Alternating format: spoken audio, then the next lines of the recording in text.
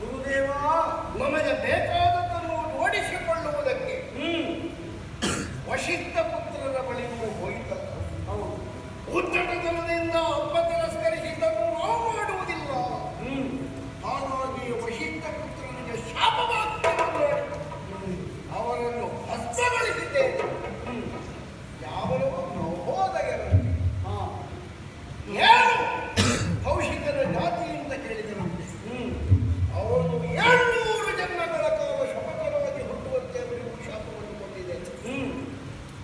ಯಾರೆಲ್ಲ ವೇದಜ್ಞರಿದ್ದಾರೆ ಅವರನ್ನು ಬರಮಾಡಿಸಿಕೊಳ್ಳುವಲ್ಲಿ ನಮಗೆ ಎಷ್ಟು ದುರ್ಲಭವಾಗಿದೆ. ಆ ಯಾಗಕ್ಕೆಲ್ಲ ಧರ್ಮೆಯ ಕುರ್ತೆಯನ್ನು ಕಟ್ಟಿದ್ದೇವೆ. ಯಾಗದಲ್ಲಿ ಮುಖ್ಯ ಧ್ವನಿಯಾಗಿ ಮನೆಯಲ್ಲಿದ್ದೇವೆ. ಯಜ್ಞಕ್ಕೆ ಬೇಕಾದಂತಹ ಸಂಭಾರಗಳನ್ನು ಪ್ರಯಾಣಿಸುತ್ತ ಆಹುತಿಗಳನ್ನು ಪ್ರತ್ಯೇಕವಾಗಿ ಕೊಡುತ್ತಾ ನೀನು ಶಶರೀರನಾಗಿ ಸ್ವರ್ಗ ಸೇರುವಲ್ಲಿ ಶವ ನಡೆಯುತ್ತಲೇ ಇದೆ. ಗುರುದೇವ, ಏನಪ್ಪ ಆಹುತಿಯನ್ನು ನೀವು ಕೊಡ್ತಾ ಇದ್ದೀರ, ಆದರೆ ಆಹುತಿಯನ್ನು ಸ್ವೀಕರಿಸುವುದಕ್ಕೆ ದೇವತೆಗಳು ಯಾರು ಬರ್ತಾ ಇಲ್ವಲ್ಲ.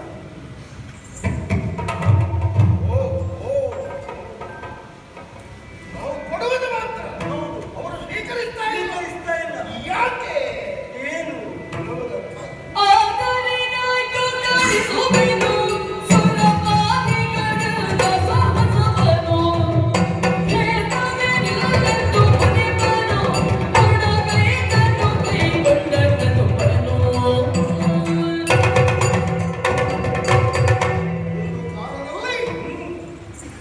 ವಶಿಷ್ಠನಿಗೂ ಇಂದ್ರನಿಗೂ ಒಂದು ಒಳ ಒಪ್ಪಂದ ಇದೆ.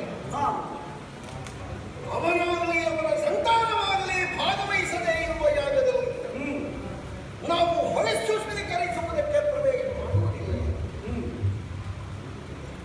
ಯಜ್ಞಕರ್ಮದಲ್ಲಿ ವೈದಿಕರು ಹೇಳಿದಂತಹ ಮಂತ್ರಕ್ಕೆ ಆಧೀನರಾಗಿ ದೇವತೆಗಳು ಬರಬೇಕು. ಇದು ವಿಧಿ. ಯಾಕೆ ಅಂತ ಕೇಳಲಿಕ್ಕಿಲ್ಲ. ದೇವತೆಗಳನ್ನು ಮಂತ್ರ ಪುರಸ್ಸರವಾಗಿ ನಾವು ಆವಾಹಿಸಿದಾಗ ಬರುವುದು ಅವರಿಗೂ ಮರ್ಯಾದೆ, ಹಾಗೆಯೇ ಕಳೆಯುವುದು ನಮಗೂ ಮರ್ಯಾದೆ. ಹಾಗಾದ್ರೆ ಈ ಯಾಗದಲ್ಲಿ ಅವರು ಯಾಕೆ ಬರುವುದಿಲ್ಲ ಅಂತ ನಾವು ಯೋಚನೆ ಮಾಡಿದರೆ ನನಗೆ ಒಂದಕ್ಕೂ ಆಗ್ತದೆ. ಒಂದು ವೇಳೆ ಬಂದು ಒಬ್ಬರು ಹಿಸು ಸ್ವೀಕಾರ ಮಾಡಿದರೆ ಇದು ತುದಿ ಮುಟ್ಟುತ್ತದೆ. ಇದು ಪೂರ್ಣವಾಯಿತು ಅಂತಾದರೆ ನಿನ್ನ ಅಪೇಕ್ಷೆ ಈಡೇರಲ್ಪಡುತ್ತದೆ. ವಶಿಷ್ಠರು ಆಗುವುದಿಲ್ಲ ಅಂತ ಹೇಳಿದ್ದನ್ನು ಈ ಲೋಕದಲ್ಲಿ ಮಾಡುವುದಕ್ಕೆ ಯಾರು? ಅದಕ್ಕೆ ಹೀಗೊಂದು ತಡೆಯನ್ನು ಮಾಡಿದ್ದಾರೆ. ನಾನು ನಿನಗೆ ಮಾತು ಕೊಟ್ಟಿದ್ದೇನೋ ನೀವು ಮಾತು ಕೊಟ್ಟಿದ್ದೀನಿ. ಮಾತು ಮುಖ್ಯ. ನಮಗೆ ಯಾಗವೇ ಆಗಬೇಕು ಅಂತ ಇಲ್ಲ. ಯಾಗ ಮಾಡಿದ್ದೆ ಯಾಕೆ? ದೇವತೆಗಳನ್ನು ಒಲಿಸುವುದಕ್ಕೆ. ದೇವತೆಗಳು ನಿನ್ನನ್ನು ಸ್ವರ್ಗಕ್ಕೆ ಕರೆಸಿಕೊಳ್ಳಬೇಕು ಅಂತಾದ್ರೆ ಅವರು ಒಂದು ರಥ ಕಲಿಸಬೇಕು, ಇಲ್ಲದೇ ಇದ್ರೆ ವಿಮಾನ ಕಳಿಸಬೇಕು. ಒಟ್ಟು ದೇವಲೋಕಕ್ಕೆ ಹೋಗುವಲ್ಲಿ ಒಂದು ಮಾತ್ರ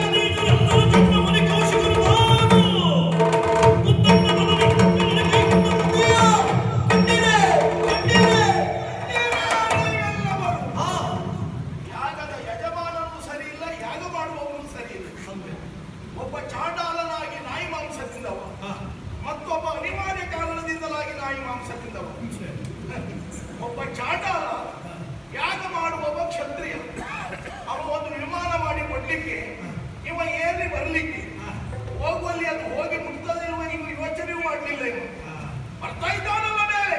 ನೋಕಿರೋ ಈತನ ನೋಕಿರೋ ನೋಕಿರೋ ನೋಗಿ ಈತನ ಮನೆಗೆ ಮಾತುಕತೆ ಕೈ ನೀರು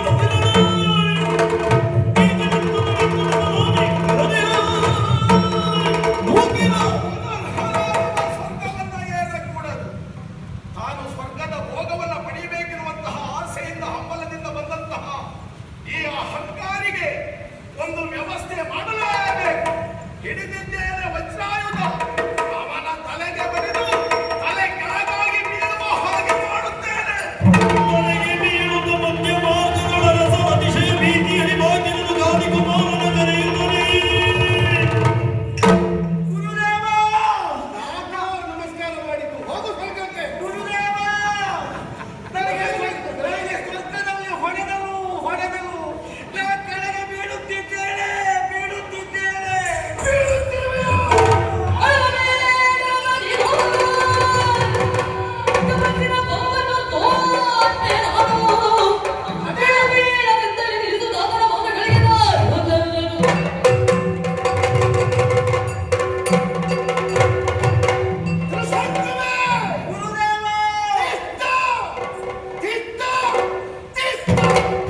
ನಿಂತಿದ್ದೇನೆ.